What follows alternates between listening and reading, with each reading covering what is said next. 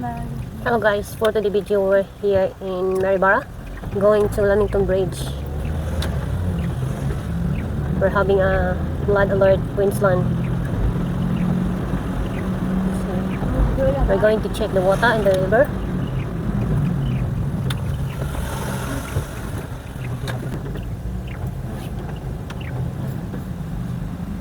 Yeah.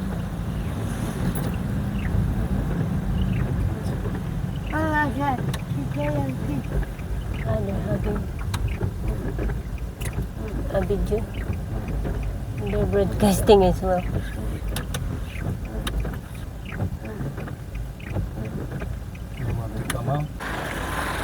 Hello guys, we're here in Lamington Bridge and this is the water.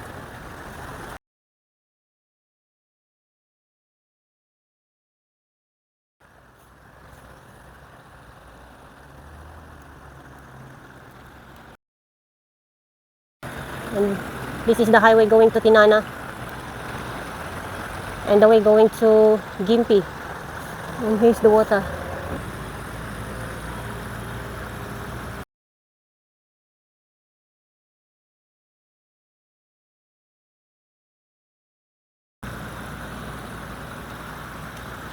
Because so much rain from Sunshine Coast and Gympie, now the water is going down here in Maryborough Lamington Bridge, Maryborough.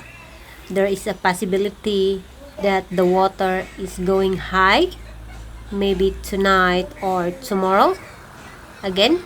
That's why the Lamington Bridge now is closed for all cars. The water.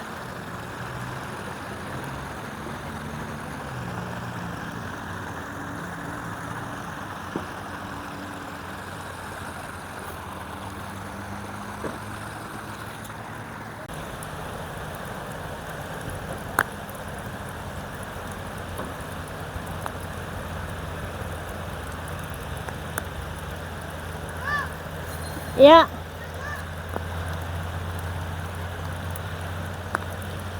The water is getting high, so that's why we have to keep an eye of the water, because we're having Queensland flood alert again.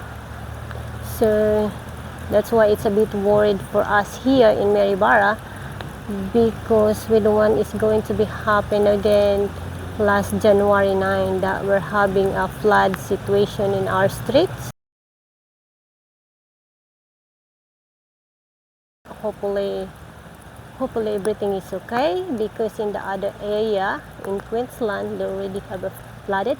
The water is very high, everything are damaged.